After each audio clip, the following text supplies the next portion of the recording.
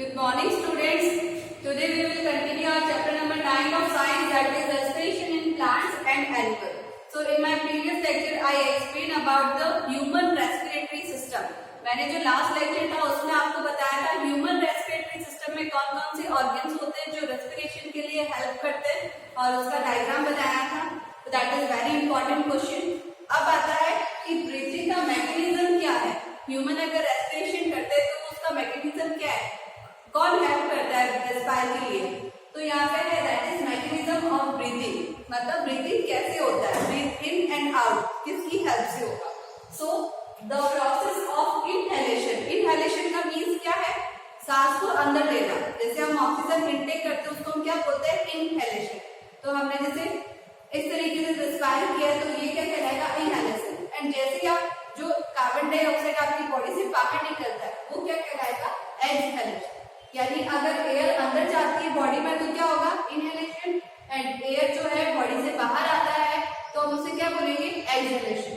The process of inhalation and exhalation is caused by the action of diaphragm and intercostal muscles. Diaphragm आपको last diagram मैंने class में जब last class में मैंने discuss किया था कि डायफ्राम क्या होता है. इस टाइप से इस तरीके से डोम शेप के अंदर एक शीट होती है. ठीक है, तो ये शीट होती है तो कहाँ होती है, लंग्स.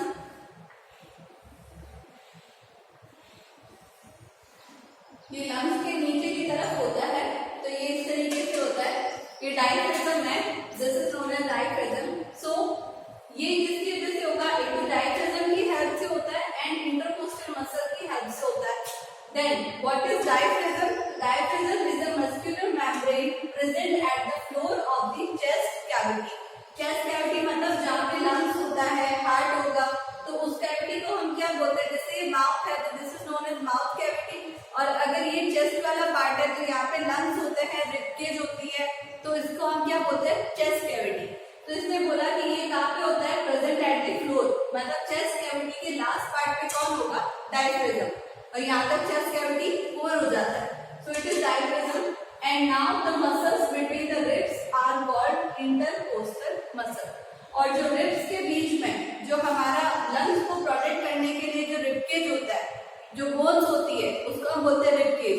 वो क्या करता है, लंग्स को प्रोटेक्शन प्रोवाइड करता है एंड हार्ट को प्रोटेक्शन प्रोवाइड करता है. तो ये जो रिब केज है इनके अंदर जो मसल होगा, इनके बीच में जो मसल होता है रिब्स के बीच में, हम उसे क्या कहते हैं, that is intercostal muscles. So now what is inhalation and what is exhalation?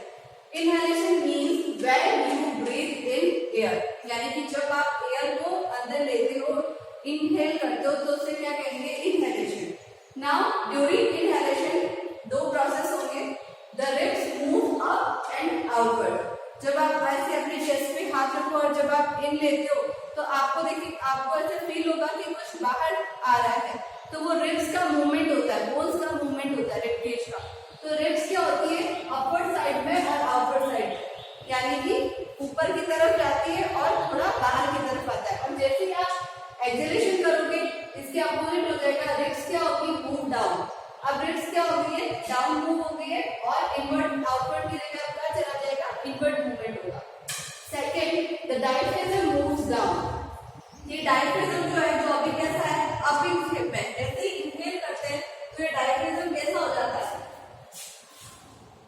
Inhale के टाइम पे डायफ्राम ऐसा हो जाएगा और लंग्स कैसे हो जाएंगे, एक्सपांड हो जाएंगे. लंग्स एक्सपांड क्यों हो गया, क्योंकि अब इसमें क्या हो गया, एयर फिल हो गया. और एयर फिलिंग की वजह से ये क्या हो जाएगा, एक्सपांड हो जाएगा और डायफ्राम का चला जाएगा नीचे की तरफ. सो आपने यहाँ लिखा था डायफ्राम मूव्स डाउन. कब, जब आपने एयर को इनहेल किया है, मतलब एयर बॉडी के अंदर गया है, तब एयर को जाने के लिए जगह चाहिए, इसलिए उसने डायफ्राम को डाउन हो गया. और लंग्स के एक्सपेंशन की वजह से रिब केज भी क्या होता है, आउटवर्ड की तरफ में मूव करता है, मतलब बाहर की तरफ होता है.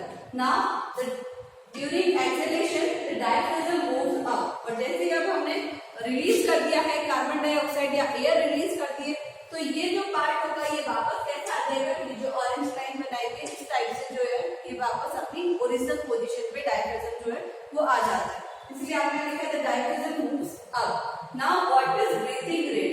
ब्रीथिंग रेट क्या होता है? देखो एक सिंपल सा है, आपकी फर्दर क्लासेस के अंदर भी काम आएगा कि जब भी रेट वर्ड आता है, जब भी रेट वर्ड आएगा इट मींस यहाँ पे टाइम इंक्लूड होगा।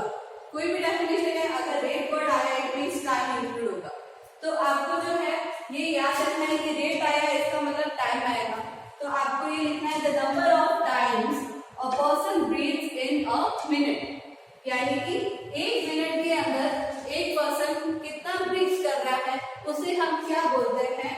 Breathing rate. एक मिनट में आपने कितनी बार एयर को इनहेल किया, एक्सहेल किया, वापस एयर इनहेल की, एक्सहेल की, so this is known as breathing rate.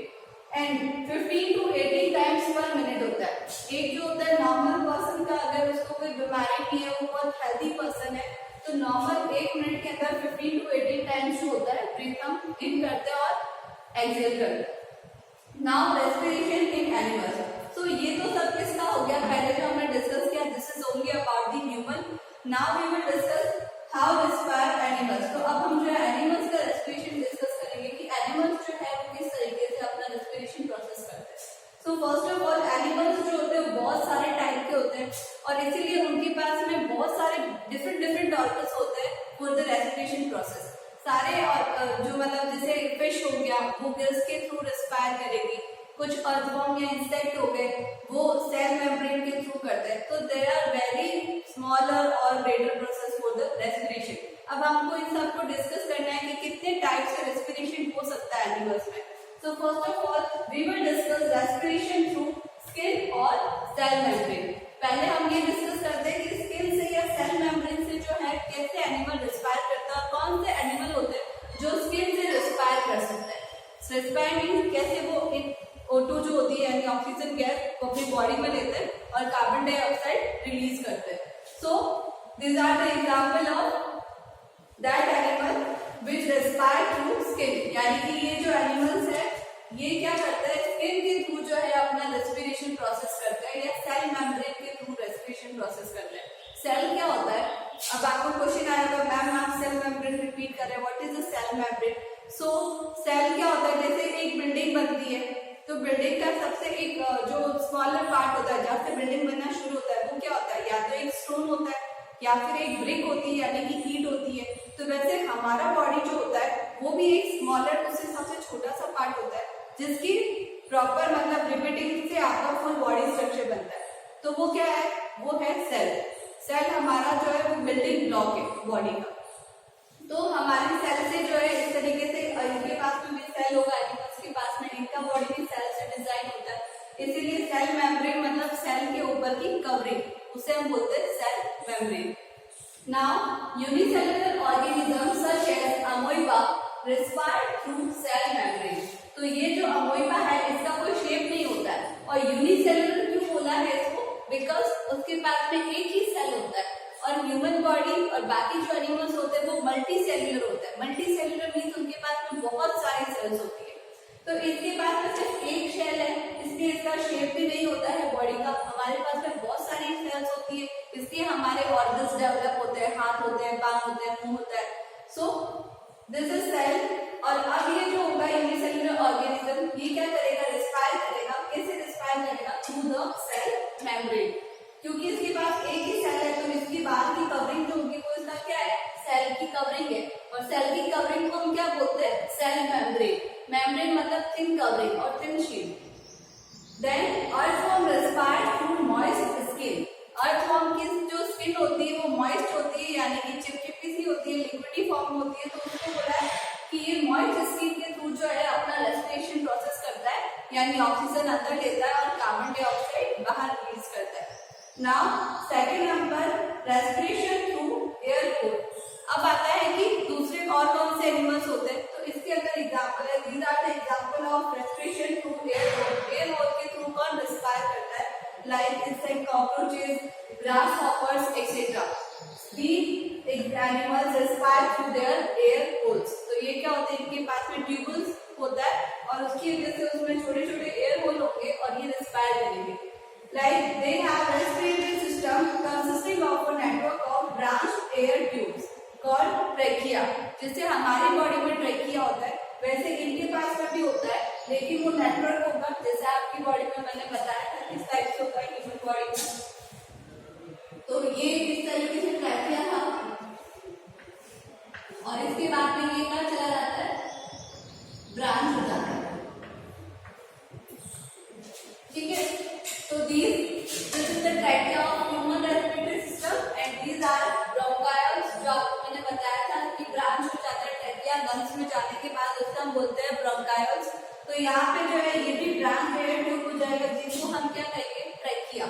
Then these tubes have opening called spiracles, और इस ट्यूब्स के बाद में ओपनिंग होता है for the respiration process, for intake of oxygen and release carbon dioxide, और वो ओपनिंग क्या कहलाएगा, spiracles. Okay,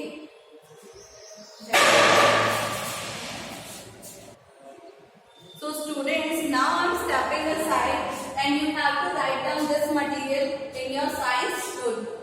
Thank you. Okay, and have a nice day.